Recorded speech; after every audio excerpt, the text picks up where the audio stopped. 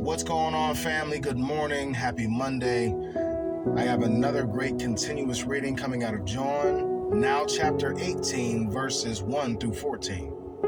Jesus arrested. When he had finished praying, Jesus left with his disciples and crossed the Kidron Valley. On the other side, there was a garden, and he and his disciples went into it.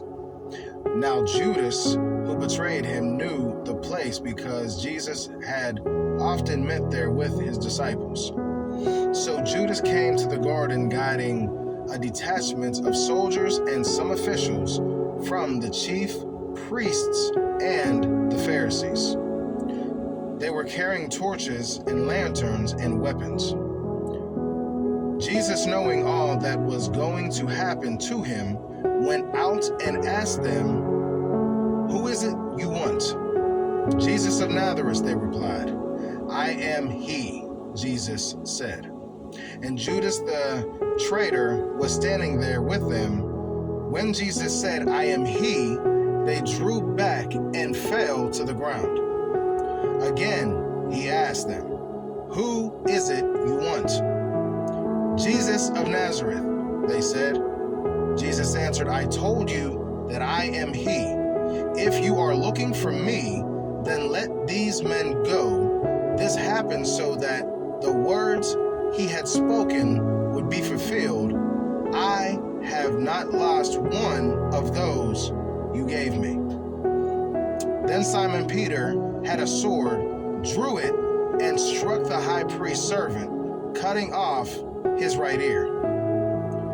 Jesus commanded Peter, "Put your sword away. Shall I not drink the cup the Father has given me?"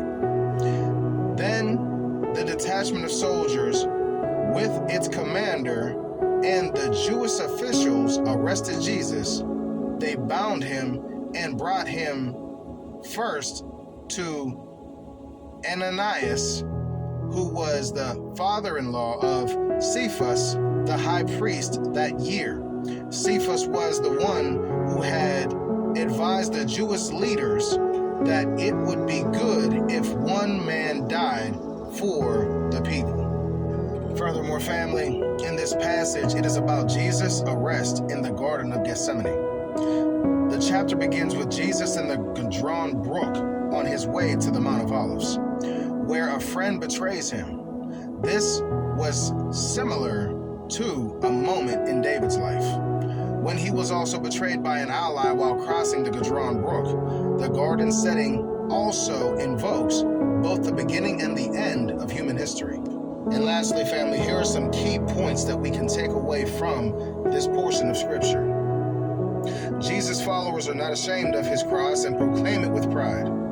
Jesus maintains authority over events that seem to be spiraling out of control. Jesus orders Peter to put away his sword. Jesus answers openly and demands witnesses when questioned by the high priest. Jesus uses the phrase, "I am," repeatedly, which some say is God's way of declaring his own self-existence.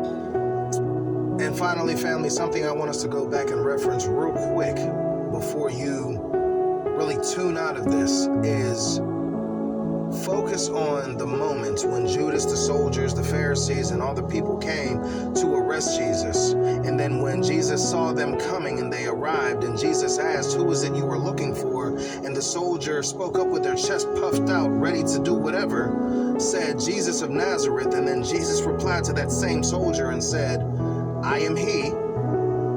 Those same soldiers who were ready for whatever stood back, kneeled down in reverence of the Lord. Why would they do that? Why would they come there huffing and puffing, ready for whatever? But then when Jesus spoke up and revealed who he was to them, why is it that they stood back, kneeled down, and showed respect? It's because a lot of these soldiers, over the time of Jesus being here, doing his miracles, healing the sick, healing the blind, healing the woman of blood, turning the water into wine, right? Healing the lepers, doing all this stuff. The time that Jesus was on this earth, these soldiers heard by the word of people's testimonies, Jesus was exactly who he said he was. And in that moment, they bowed down because they understood exactly who they were about to capture and what was about to happen. But because Jesus had to go and finish what was started, Jesus said, I am he, take me, but release them.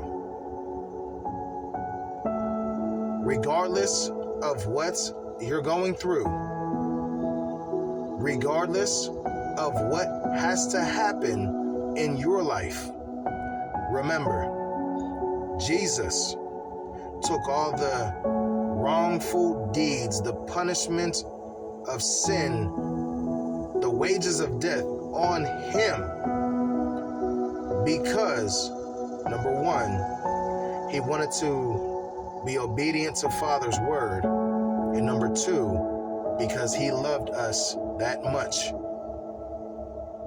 that he said, look, I'm here for a purpose. I am on assignment. I am on a mission. Do what you came to do so I can fulfill my mission. Period. Much love, family. God bless. Got another great reading tomorrow. Take care.